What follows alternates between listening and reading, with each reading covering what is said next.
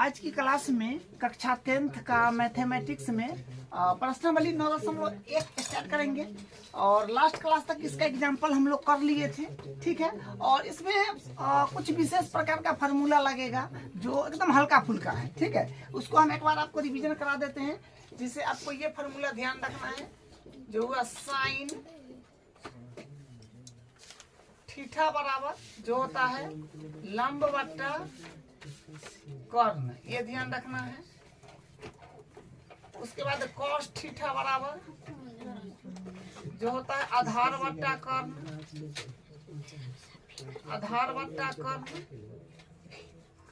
और tan theta बराबर जो होता है लंब बट्टा आधार, लंब बट्टा आधार। तो tan थीटा बराबर लंब बट्टा आधार।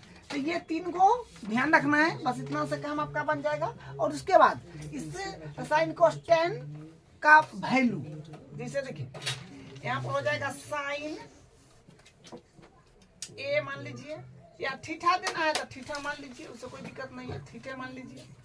Sine theta cos theta tan theta. देखिए जितना जरूरी का चीज है उतना ही करा रहे हैं। ठीक है, जितना फार्मूला याद करना है ना प्रश्नावली 9.1 में या चैप्टर 9 में, बस उतना ही का हम जो है लेके चल रहे हैं। मान लीजिए यहाँ पर ये कोण थीटा है, तो 30 डिग्री का आपको ध्यान रखना है साइन कोस tan में। उसके बाद 45 डिग्री का ध्यान रखना है साइन कोस tan में। उसके बाद 60 डिग्री का ध्यान रखना है साइन कोस tan में। बस तो देखिए इस सब का वैल्यू क्या क्या होता है, इसको जो है ना इस टेबल को आप याद कर लेंगे। साइन 30 डिग्री का वैल्यू हो जाएगा 1/2 और 45 का हो जाएगा 1/√2 और 60 का हो जाएगा √3/2। ठीक है, साइन 60 का √3/2, साइन 45 का 1/√2 और साइन 30 का 1/2। और कॉस में उल्टा चला दीजिए तो √3/2 हो जाएगा और 1/√2 हो जाएगा और यहाँ चलाएगा 1/2 हो जाएगा। जब टेबल कराते थे बताए थे ना, साइन का लास्ट वाला से कॉस में शुरू वाला में भरना शुरू कर दीजिएगा। इसको इस तरफ से इसमें आ जाता है। tan में देखिए tan 30 का वैल्यू होता है 1/√3 और 45 का वैल्यू तो 1 होता है tan 45 से, और tan 60 का वैल्यू √3 होता है। ठीक है, इसको ध्यान में रखना है और इसी से प्रश्नावली अपना कंप्लीट हो जाएगा, यानी खत्म हो जाएगा प्रत्येक प्रश्न बन के। ठीक है, अब देखिए क्वेश्चन पर आते हैं। क्वेश्चन क्या कह रहा है? क्वेश्चन नंबर 1 देखिए, सर्कस का एक कलाकार एक 20 मीटर लंबी डोर पर चढ़ रहा है जो अच्छी तरह से तनी हुई है और भूमि पर सीधे लगे खंभे के शिखर से बांधा हुआ है। यदि भूमि स्तर के साथ डोर द्वारा बनाया गया कोण 30 डिग्री का हो तो खंभे की ऊंचाई ज्ञात कीजिए।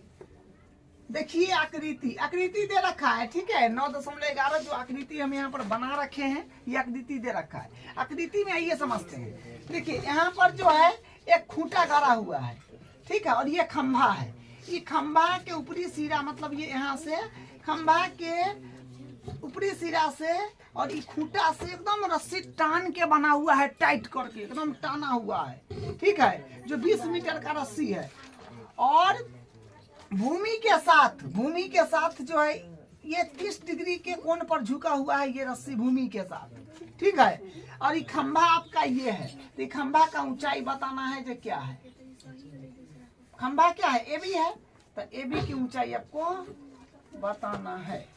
AB ज्ञात करना है जो कितना आएगा। ठीक है, वही बात है। सर्कस का एक कलाकार 20 मीटर लंबी डोर, 20 मीटर लंबी डोर पर चढ़ रहा है। इस पर चढ़ेगा और जो अच्छी तरह से तनी हुई है, एकदम टाइट से बना हुआ है, तनी हुई है खूब बढ़िया से, तनको ढीला ढुल्ली नहीं है। और भूमि पर सीधे लगे खंभे से, भूमि पर सीधे लगे खंभे के शिखर से, खंभा के शिखर ऊपरी टॉप से ये बना हुआ है, बांधा हुआ है। यदि भूमि स्तर से यदि भूमि स्तर के साथ डोर द्वारा भूमि के साथ डोर 30 डिग्री का कोण बनाता है और खंभे की ऊंचाई ज्ञात कीजिए। तो खंभा का ऊंचाई बताना है। ठीक है, क्वेश्चन समझ गए? अब देखिए, जिस कोण की सापेक्ष बात की जाए उसके सामने वाला भुजा लंब। ठीक है, जिस कोण की सापेक्ष बात की जाए उसके सामने वाला भुजा लंब हो जाएगा, और 90 के सामने वाला हमेशा फिक्स होता है जो कर्ण होगा। और जो बच गया उसको आधार लिख दीजिए, तो ये आधार हो गया। देखिए एक बात ध्यान रखिएगा, अगर आप डायरेक्ट समझ रहे हैं जो लंब कौन है आधार कौन है, तो ये लिखना जरूरी नहीं है। जैसे हम लंब आधार कौन लिख रहे हैं, लिखना जरूरी नहीं है। और आप डायरेक्ट समझ रहे हैं तो कोई बात नहीं समझ रहे हैं तो लिख भी दीजिएगा, तो कोई दिक्कत नहीं है। ठीक है, तो चलिए हमको निकालना है खंभा की ऊंचाई। जो खंभा ए बी है, ए बी यहाँ पर लंब की तरह काम कर रहा है। ये जो है ये ए बी खंभा है, ये निकालना है जो लंब है। तो लंब और कर्ण में संबंध बना लेंगे, क्योंकि कर्ण दिया हुआ है और लंब निकालना है। लंब और आधार में संबंध नहीं बना सकते हैं, क्योंकि देखिए आधार दिया हुआ है ना लंब है, तो कैसे होगा। तो कर्ण दिया हुआ है तो कर्ण और लंब में संबंध ले लेंगे, तो कर्ण बट्टा लंब बट्टा कर्ण कर लेंगे, तो लंब बट्टा कर्ण से क्या होगा, साइन बन जाएगा। ठीक है, साइन थीटा। तो करते हैं यहाँ पर, तो यहाँ पर हम लिखेंगे त्रिभुज ए बी सी में कोण बी बराबर हो जाएगा 90 डिग्री। त्रिभुज ए बी सी में कोण बी पर 90 है। हम लंब बट्टा कर्ण ले रहे हैं, लंब और कर्ण में संबंध, तो लंब बट्टा कर्ण बराबर, देखिए लंब बट्टा कर्ण क्या होता है, लंब बट्टा कर्ण साइन होता है। ठीक है, तो साइन कोण किसके सापेक्ष बात किए हैं, सी के, यहाँ पर सी हो जाएगा। ठीक है, जा सॉरी, लंब बट्टा कर्ण साइन होता है, साइन, तो कौन सी हो जाएगा क्योंकि सी के सापेक्ष बात किए हैं। अब देखिए लंब मतलब ए बी, लंब मतलब ए बी और कर्ण मतलब ए सी बराबर साइन सी मतलब 30 डिग्री, सी पर 30 डिग्री बन रहा है तो 30 डिग्री। अब यहां से कर लेते हैं। देखिए ए बी का वैल्यू अपने पास नहीं है, तो ज्ञात करना है, तो ए बी को एडिटिव छोड़ दीजिए। और ए सी है, ए सी का वैल्यू 20 है, तो 20 रख देंगे बराबर। उसके बाद साइन 30 के वैल्यू देखिए 1/2 है, साइन 30 डिग्री 1/2, तो 1/2 हो जाएगा। क्रॉस मल्टीप्लाई करिएगा तो, या फिर देखिए 2 से काट सकते हैं आप 20 को। देखिए यहाँ पर बराबर का चिन्ह दिया हुआ है, तो नीचे से नीचे कट जाएगा 10 मरते, तो मतलब यहाँ पर क्या आ जाएगा, एक मान लीजिए एक बचा होगा, तो ए बी एक है, ए बी 10 में 1 से करेंगे तो 10 है ना, तो 10 मीटर आया। ठीक है, जो खंभा की ऊंचाई है, यहाँ पर लिख देंगे अतः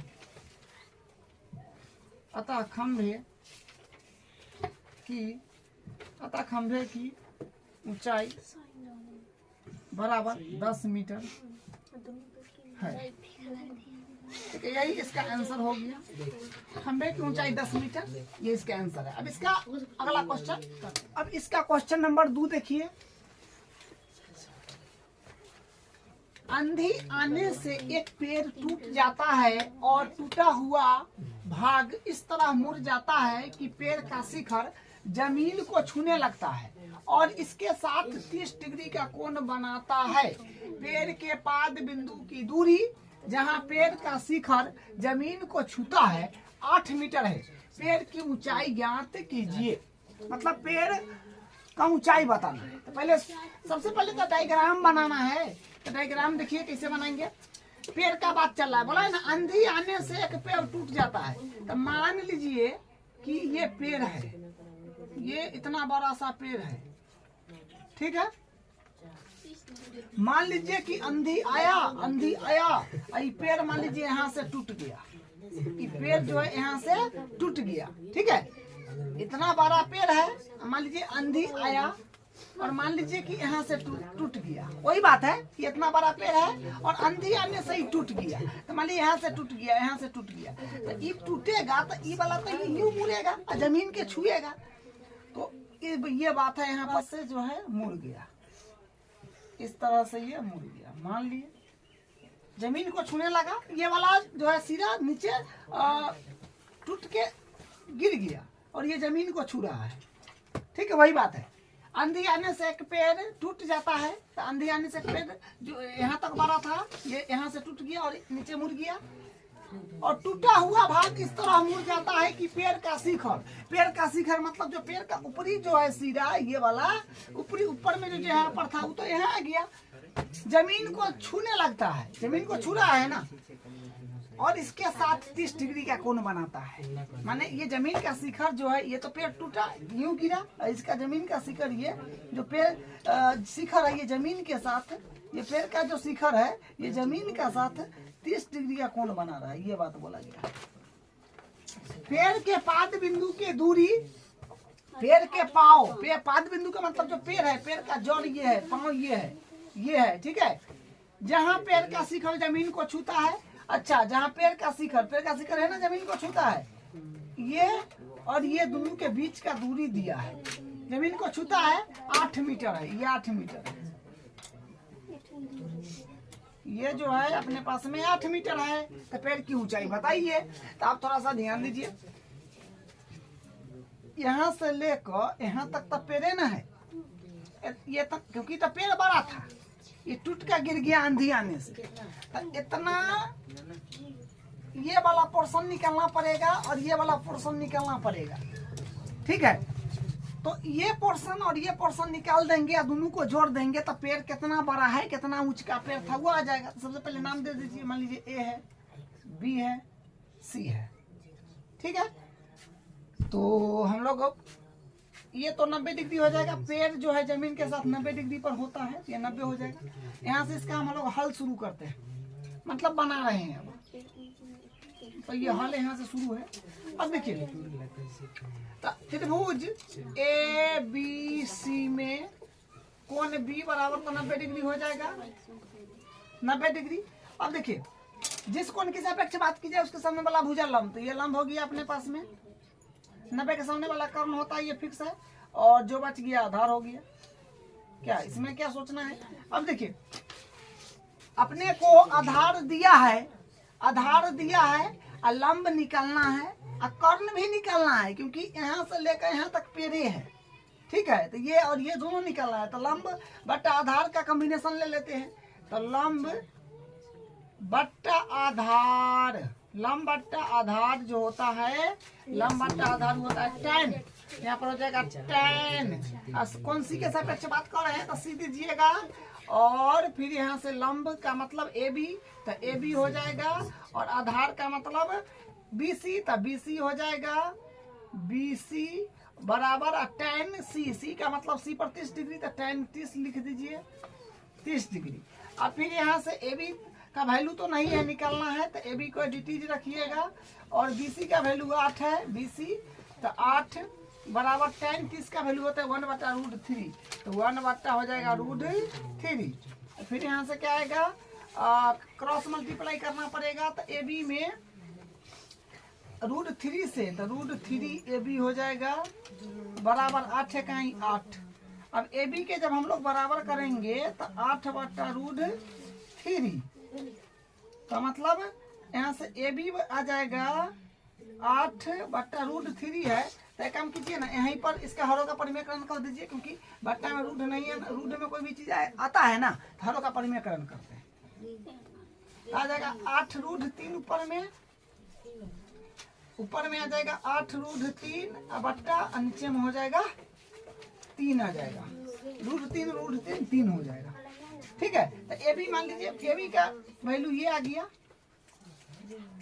अब निकालना है कर्ण, क्योंकि ये भी तो पेड़े का हिस्सा है जो यहाँ मुड़ा हुआ है, तो ये कर्ण निकालना पड़ेगा। तो फिर यहाँ से हम लोग आधार बट्टा कर्ण का कॉम्बिनेशन ले लेते हैं। फिर तो आधार बट्टा कर्ण, या फिर आधार बट्टा, हाँ आधार बट्टा कर्ण ले लीजिए। तो आधार बट्टा, आधार दिया है, कर्ण निकलना है, तो आधार बट्टा कर्ण का संबंध ले लीजिए। तो आधार बट्टा कर्ण क्या होता है, आधार बट्टा कर्ण होता है कॉस। तो कॉस कौन सी के सापेक्ष, तो सी। तो आधार कितना है, आधार बी सी, तो बी सी बट्टा कर्ण ए सी, तो ए सी बराबर कॉस सी का मतलब सी पर है 30 डिग्री, तो यहाँ पर 30 डिग्री भर दीजिए। तो यहाँ से फिर बी सी जो है 8 है, तो 8 बट्टा ए सी ज्ञात करना है, तो एडिटीज। और कॉस 30 का वैल्यू होता है √3/2। यहाँ पर हो जाएगा √3/2। अब इसको करिएगा तो आएगा √3 क्रॉस मल्टीप्लाई, √3 में AC से तो √3 AC, 8 दूनी 16, 8 दूनी 16। तो AC के जब बराबर करेंगे तो 16 बट्टा हो जाएगा √3। हरों का परिमाण कर दीजिए, तो यहाँ से आएगा AC बराबर 16 √3/3। तो पेड़ की ऊंचाई बताना है, तो AB प्लस AC करना होगा, क्योंकि पेड़ तो बड़ा था यहाँ तक, इसी ए भाग मुड़ा है, तो AB प्लस AC हो जाएगा। लिखेंगे अतः पेड़ की ऊंचाई बराबर, अतः पेड़ की ऊंचाई, अतः पेड़ की ऊंचाई बराबर क्या हो जाएगा AB प्लस AC। तो AB का वैल्यू है 8 √3/3 प्लस AC का वैल्यू है 16 √3/3। एलसीएम ले लीजिए, तो हो जाएगा 3 और हो जाएगा 8 √3 प्लस 16 √3। तो ये कितना बनेगा 8 बाव √3 16 बाव √3, तो 8 24 हो जाएगा, 814, हाँ 24 √3 आ जाएगा बट्टा 3। तो 3 से कट जाएगा, 3 8 24, तो मतलब तो देखिए 8 3 24 कट गया, तो माने 8 √3 मीटर जो है आंसर होगा। यही इसका आंसर है। अब इसका अगला क्वेश्चन करते हैं। अब इसका तीसरा क्वेश्चन देखिए, एक ठेकेदार बच्चों को खेलने के लिए एक पार्क में 2 फिसल पट्टी लगाना चाहती है।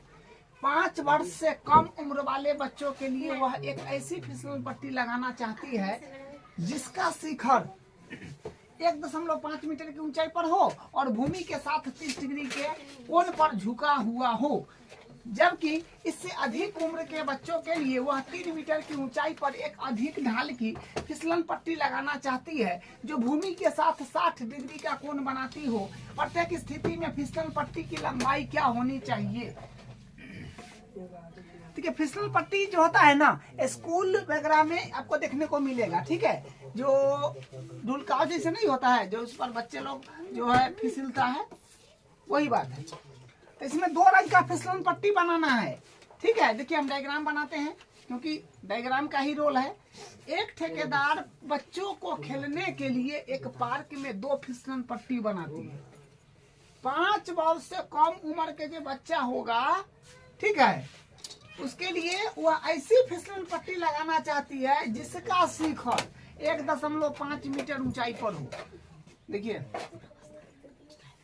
ये इस तरह का एक बात है।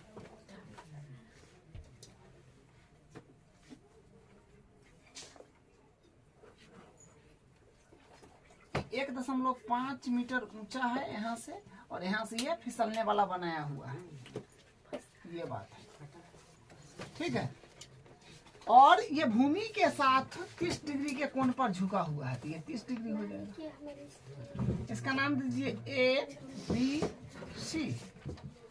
अब देखिए फिर झुका हो, जबकि इससे अधिक उम्र, माने 5 वर्ष से ज्यादा उम्र के जो बच्चा है ना, अधिक उम्र के बच्चों के लिए 3 मीटर की ऊंचाई पर एक अधिक, अच्छा 3 मीटर, तो 1.5 मीटर वाला था, एगो 3 मीटर वाला बना दीजिए। यहीं पर बनाते हैं। 3 मीटर वाला थोड़ा ज्यादा लंबा हो जाएगा, और ये यूं हो जाएगा। ठीक है, और 3 मीटर की ऊंचाई पर एक अधिक ढाल की फिसल पट्टी लगाना चाहती है जो भूमि के साथ 60 डिग्री का कोण बनाती है। तो यहाँ पर जो ये भूमि के साथ 60 डिग्री का कोण बनाएगा, और ये 3 मीटर का है, 3 मीटर। इसका नाम दीजिए P Q और इसका नाम दीजिए R। ठीक है, ये सिचुएशन है, ये फिगर है। 60 डिग्री का कोण बनाती है, हो गया। प्रत्येक स्थिति में फिसलन पट्टी की लंबाई क्या होगी? तो यहाँ पर ये 1.5 मीटर ऊंचा जब था, तो कितना फिसलन पट्टी का लंबाई है ये बता देना है आपको। जब 3 मीटर ऊंचा वाला बनाया तो फिसलन पट्टी का ढाल कितना हो गया ये बताना है। तो सिंपल क्वेश्चन है। देखिए, जिस कोण की सापेक्ष बात की जाए उसके सामने वाला भुजा तो लंब होता है, ये आप जानते हैं, ये लंब हो जाएगा। और धरती के साथ तो ये समकोण बनाएगा तो 90 के सामने वाला भुजा ये कर्ण हो जाएगा, ये कर्ण है। और ये जो बचा तीसरा वो आधार हो जाएगा। सेम इसी प्रकार 90 के सामने वाला ये आपका लंब हो जाएगा और 90 के साथ ये सीधा खड़ा होगा धरती पर, तो ये आपका कर्ण हो जाएगा 90 के सामने वाला। और जो बचा सो आधार होगा, ये आधार होगा। चलिए पहले ये वाला त्रिभुज हम बात करते हैं। पहला सिचुएशन में हम बात करेंगे त्रिभुज ए बी सी में, जहां पर कोण बी है अपने पास में 90 डिग्री। तो वो देखिए बात क्या है, बात है कि कर्ण निकालना है। फिसलन पट्टी का ढाल तो ये है, तो कर्ण निकालना है और लंब दिया है। तो लंब बट्टा कर्ण का संबंध ले लीजिए, लंब बट्टा कर्ण। लंब बट्टा कर्ण होता है साइन थीटा ना। तो साइन थीटा मतलब सी कोण के सापेक्ष बात कर रहे हैं तो सी। चलिए अब देखिए यहाँ पर लंब जो है अपने पास में ए बी है, तो ए बी हो जाएगा। और कर्ण जो है अपने पास में नहीं है तो नाम पहले तो नाम है दीजिए ना, लंब ए बी और कर्ण है अपने पास में ए सी बराबर। फिर साइन और सी मतलब 30 डिग्री। अब यहाँ पर ए बी जो है ये है जो 1.5 मीटर है बट्टा ए सी तो निकालना है तो एडिटिव। और साइन 30 का वैल्यू बताइए 1/2 तो हो जाएगा 1/2। अब यहाँ पर क्रॉस मल्टीप्लाई करिए सी इकाई ए सी ये हो जाएगा 1.5 है मतलब 1.5 है, 1.5 दूनी 3 मीटर आ गया। ठीक है, तो यहाँ पर हम लिख देंगे अतः पहले फिसलन पट्टी की लंबाई जो हो जाएगा ये हो जाएगा 3 मीटर। 3 मीटर है मतलब पहले वाला का 3 मीटर। अब फिर उसी प्रकार इसका निकाल लीजिएगा, इसका 2 नंबर में निकाल लीजिए। तो देखिए फिर त्रिभुज पी क्यू आर में कोण क्यू बराबर है 90 डिग्री। फिर देखिए अपने पास में लंब दिया हुआ है, कर्ण निकालना है तो लंब बट्टा कर्ण ले लीजिए। लंब और कर्ण में संबंध, तो लंब बट्टा हो जाएगा कर्ण। तो लंब बट्टा कर्ण क्या बनता है, लंब बट्टा कर्ण बनता है साइन थीटा। तो साइन थीटा मतलब कोण आर के सापेक्ष, तो आर हो जाएगा। अब यहाँ पर लंब जो है नाम दीजिए एक बार, लंब है आपका ये वाला जो पी क्यू है, तो पी क्यू और कर्ण का नाम दीजिए जो है पी आर। तो पी आर बराबर साइन आर मतलब आर का वैल्यू मतलब आर मतलब 60 डिग्री ना, 60 डिग्री। तो पी क्यू का वैल्यू तो 3 है ना, तो 3 बट्टा पी आर निकलना है तो इसी रखिए। और साइन 60 के वैल्यू देख लीजिए, √3/2 क्रॉस मल्टीप्लाई करिएगा तो आएगा √3 में पी आर से तो √3 पी आर बराबर 3 दूनी 6। तो फिर यहाँ से पी आर के जब हम लोग बराबर करेंगे तो 6 अपॉन में हो जाएगा √3। तो हरों का परिमेयकरण कर लीजिएगा, बट्टा में जो है रूट में नहीं छोड़ते हैं। तो हरों का परिमेयकरण तो क्या आएगा, देखिए आएगा अपने पास में यहाँ से पी आर बराबर 6√3/3 तो मतलब 3 दूनी 6। तो आ जाएगा पी आर बराबर आ जाएगा 2√3 मीटर। तो दूसरे फिसलन पट्टी की लंबाई कितना हो गया यहाँ पर लिख देंगे। अतः दूसरे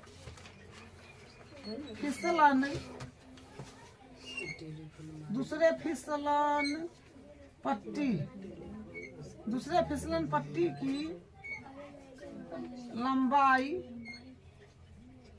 स्थिति में लंबाई क्या होगी ना, हाँ, तो लंबाई हो जाएगा अपने पास में 2√3 मीटर।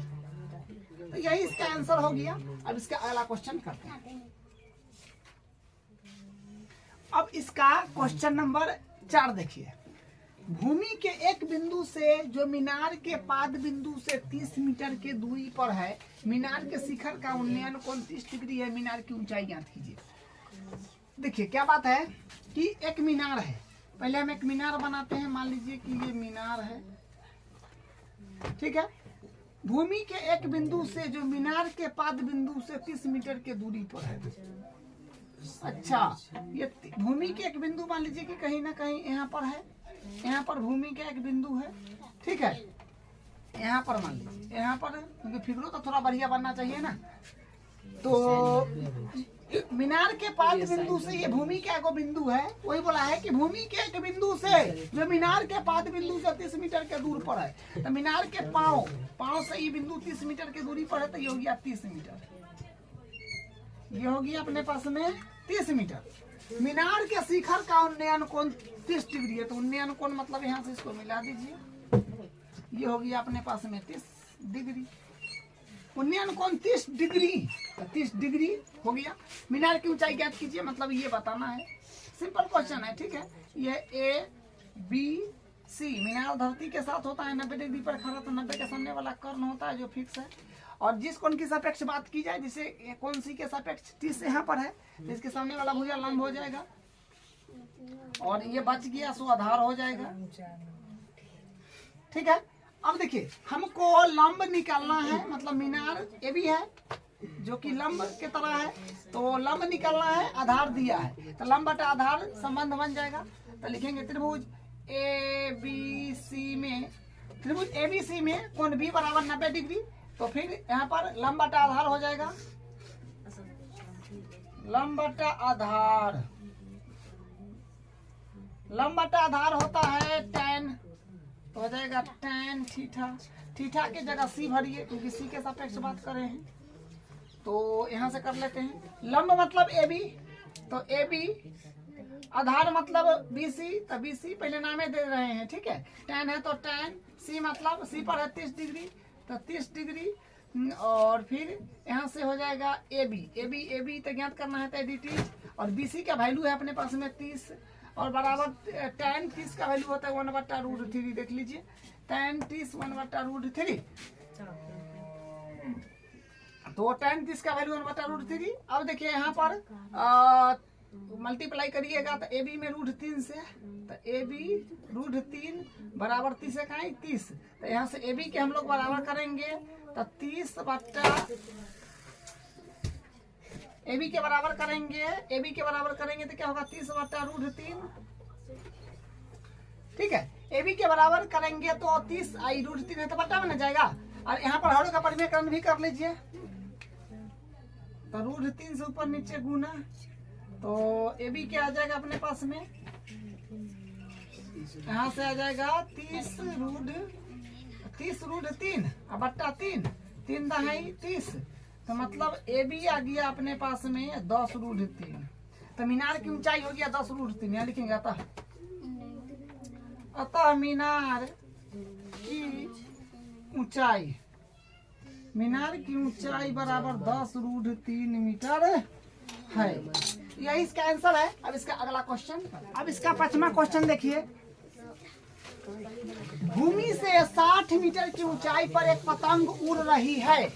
पतंग में लगी डोरी को अस्थायी रूप से भूमि के एक बिंदु से बांध दिया गया है। भूमि के साथ डोरी का झुकाव 60 डिग्री है। यह मानकर कि डोरी में कोई ढील नहीं है, डोरी की लंबाई ज्ञात कीजिए। मान लीजिए कि पतंग जो है यहाँ पर उड़ रहा है, ठीक है। मान लीजिए पतंग उड़ रहा है, कितना दूर पर है भूमि से? भूमि से बोला है, भूमि से 60 मीटर की ऊंचाई पर एक पतंग उड़ रहा है। तो ये पतंग भूमि से कितना दूर पर है? 60 मीटर, सॉरी 60 मीटर पर है, ठीक है। 60 मीटर पर है, भूमि से 60 मीटर ऊंच पर पतंग उड़ रहा है, ठीक है। इसका डोरी को क्योंकि देखिए यहाँ पर से ये इसका डोरी जो होगा, ये डोरी को भूमि से अस्थायी रूप से मतलब एक जगह फिक्स कर दिया है और उसको यहाँ से एक बिंदु से जो है उसको बांध दिया है। एकदम डोरी जो है एकदम टाइट है, डोरी में कोई ढीलापन नहीं है।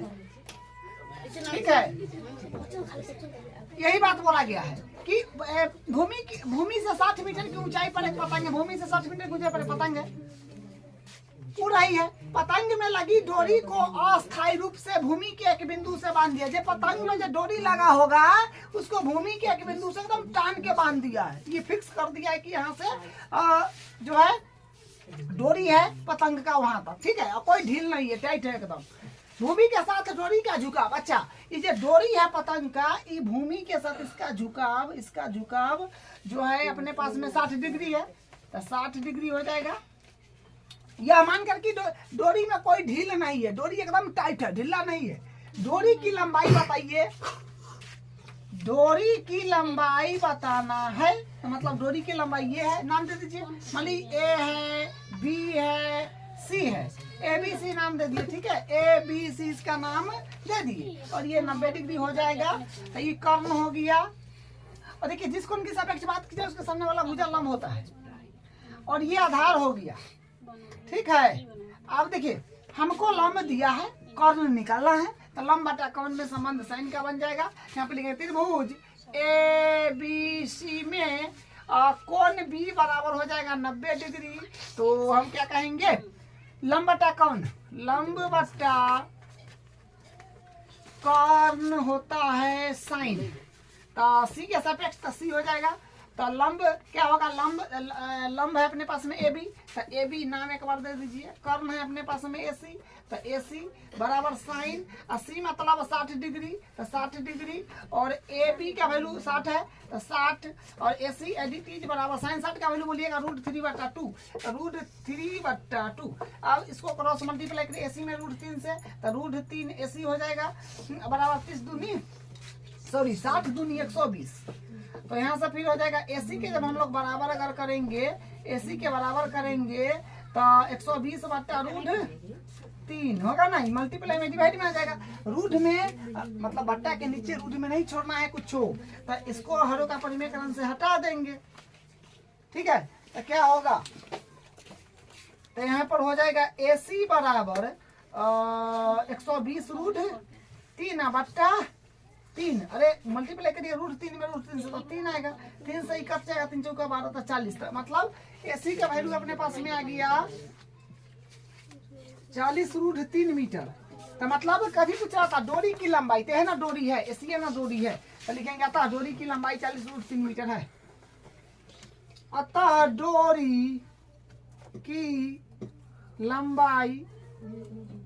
डोरी की लंबाई बराबर 40√3 मीटर। यही इसका आंसर है।